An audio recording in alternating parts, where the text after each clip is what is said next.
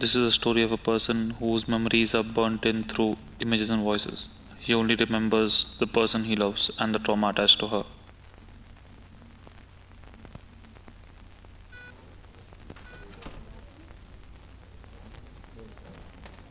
The person sleeping with the voice attached is the person who's broken me inside out.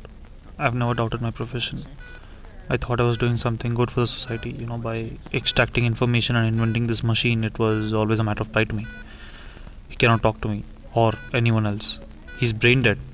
This machine is something we made a few years ago to extract information from criminals or people who are brain dead. This person, however, remembers everything in images. The images look different. The people look different. His voice was very clear, however. He didn't talk to me, but I heard him. I saw him. I saw what his desires are. I saw his innocence. I saw his love, the love he had for that person. He grew up in an orphanage for the most part of his life. He was a good poet. His poems always spoke of his happiness, the happiness he saw in paths. The way he told me stories, they were always filled with drama. Maybe stories were all he wanted to tell. He was either told that his parents were killed in an accident right in front of him or that they abandoned him as an infant. He was apparently told and ridiculed of that fact by various people at various stages of his life. But all those times people ridiculed him, there was at least one person who cared for him. A friend in his preschool, a teacher in his high school, another group of friends who were supportive of him in his 11th grade. All these people were the people that he loved immensely. But in one way or the other, he lost them. The friend who supported him in his preschool died of an illness. His teacher got fired from the school because he was teaching kids outside of the school. His friends all lost touch with him after they all moved out, after that 12th grade. Though he had all these people from the beginning of his life, he would constantly repeat one thing. Though I had all these people who I consider my best friends, I was never the special one.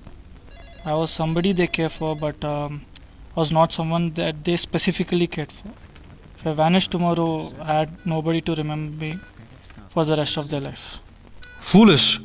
I thought he has a lot of people who care for him, but why would he even want something more from people? He then told me that he stopped getting attached to people. He stopped talking to anyone. Though he was surrounded by a lot of them, he always felt alone. He had accepted his fate like that. Why, I asked. If he wanted care, why wouldn't he go to people and talk to them? Everyone I have ever loved has vanished from my life. They leave me, they constantly misunderstand me. Maybe it's the way I talk, I get possessive of them. I can't help it. I'm constantly scared of losing them. I want them to be with me all the time, so I can't leave them. My friends eventually got irritated by all this and left me. So I prefer to stay alone. He got admitted into a very good MBA college. He, for some weird reason, felt normal about it. He used to sketch alone, he used to write alone, he used to eat alone, he used to sit alone in the class while, everyone else were making friends and they were, becoming close to one another. Then one day, a girl calls him and asks him to sit next to him. He's shocked, all of this is surreal to him. People have talked to him before, but nobody have themselves approached him and asked to sit beside them, instead of sitting alone. This hit him really hard. He went to her and they just started to talk to each other.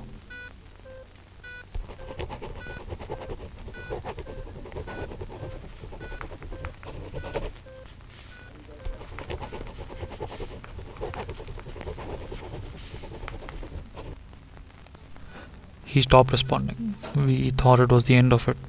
I was very close, but we probably needed a little tuning in the machine. Then he started to respond. After a lab assistant's phone rang, a trigger point maybe, the machine showed a photo of the girl, the daughter of the parents who put him on this machine. They pressured us to use the machine above any criminal at that point. She loved photography. That's what she said to me in the beginning, and that's how we started talking.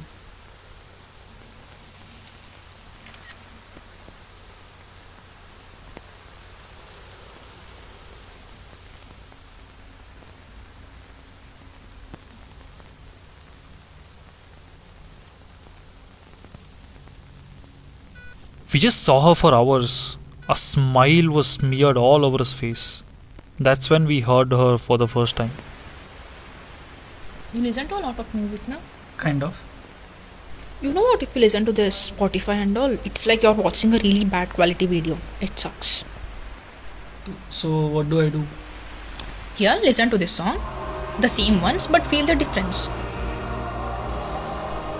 See, it happens cause it's because of the lossless file.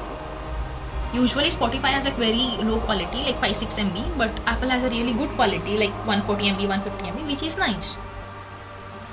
She was silly, overly nerdy, and enthusiastic. She talked to me so much more about this. She went on forever, but I do not know why I started to feel tears when she was explaining all this. They're asking us to erase anything that involves the daughter. It is not possible. It's a memory, not a photo file for us to delete. We observe that he had a lot more to tell, but obstructing his oxygen would cause severe harm to him at this stage. So we continue. We only started talking a day ago, and I already cannot be without her. I realized I stopped writing anything that one day. I went to sleep and woke up without a headache.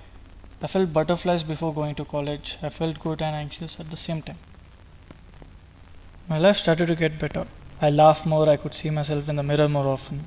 We started to go to the movies, we hanged out more outside of the college than inside, which also reflected our first semester marks too. Yappa, it's okay only na. We did not study, so we did not score well. So we'll study next time every time we meet, so that we'll not fail. At the same time, we can spend time together, which is nice. She pushed me into studying more. We spent every single day with each other, talking, laughing, looking at scenic views, shopping. Mundane everyday things became more exciting. She took photos of everything we did, everywhere we went to, even my new rented room. She took tons of photos of. She helped decorating the whole room too. At least we planned to. I rented a place out, a bigger and a better one, because I wanted to live better. I did not want to cramp myself. The scholarship money was getting stagnant every month, but now nothing is left in my kitty. But it makes me happy. Every time I look at her, I feel happy, amazed, and genuinely good. When I'm with her, my stomach is relieved of all the stress. Just the thought of being with her gets me through my day. These realizations hit me when she went to her hometown for a while. I had nothing to do with her too. Talking less, it felt suffocating. When she came back, I realized how much I missed her. I wanted her more than anything. I fell in love with her. After this realization hit me, everything was butterflies. Everything she spoke, she did, felt good to me. I had fallen in love with her. I was afraid to tell her as anyone else. I was afraid to lose what I had with her. I am waiting, no, actually, dying to tell her that I loved her. She would understand it, I feel. And that was the end of that. I had to go home.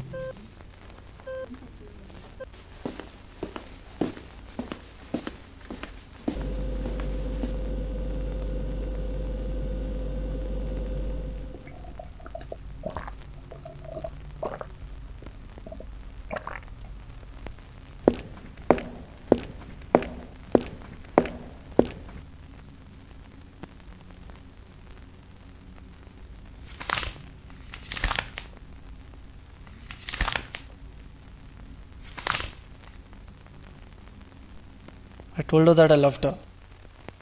She looked at me and smiled. But then she said she didn't love me the same way. I was heartbroken, but she said it is fine that I had feelings for her. She won't stop talking to me. I asked her why, but she did not have any reason. She just said that we could be friends, which is enough. And I was fine with it too. Will work na, the grammar mistakes and all. Yeah, I checked it 4 times. You know what? I always had this dream. If this happened, I would be satisfied with my life.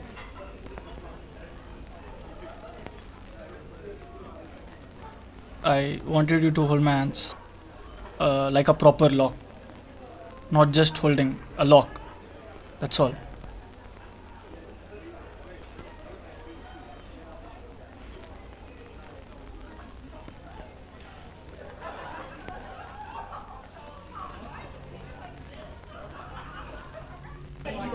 Stand here na. The photo won't come good if you stand against the sun, idiot.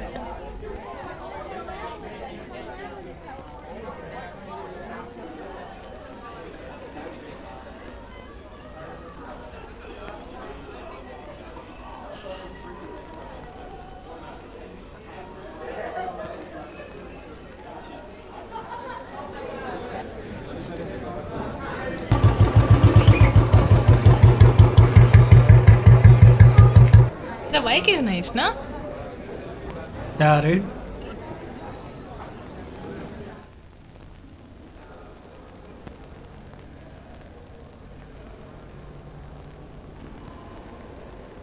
Okay, chalo bye. Okay, bye.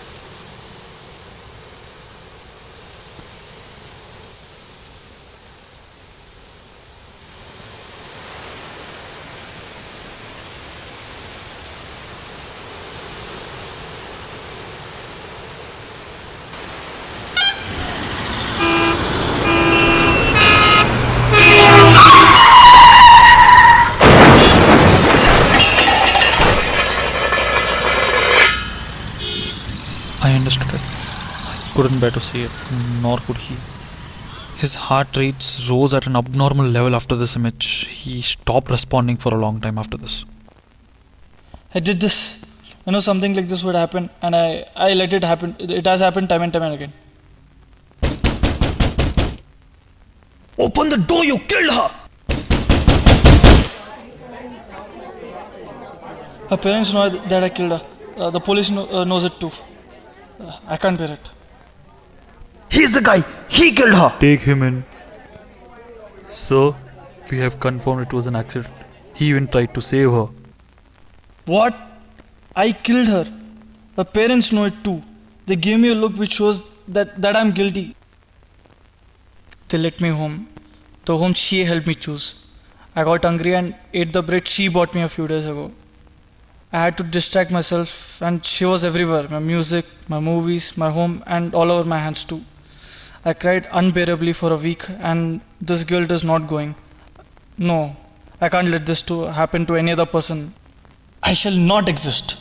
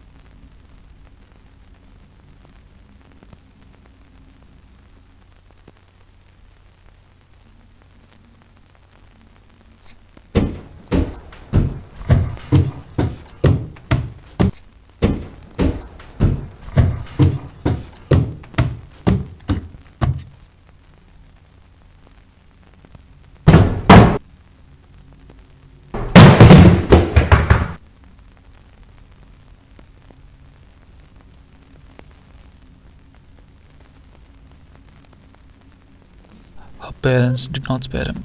They pulled out some influence and they started to conduct these prototype tests on him. We weren't even authorized to do this. Even in these test results, he's innocent. Only he doesn't think he's innocent.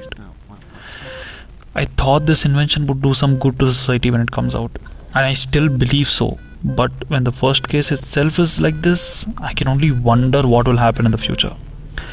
I ask God why these things happen to him. Why let these things happen to him? What did he do? God wouldn't really let him die in peace as well. If God really does exist, why does he hate him so much? Why would you be so cruel to give him and show him the life that he always wanted and then snatch it right away from him? Why would he make him the reason for his own suffering? And why am I talking about God so often?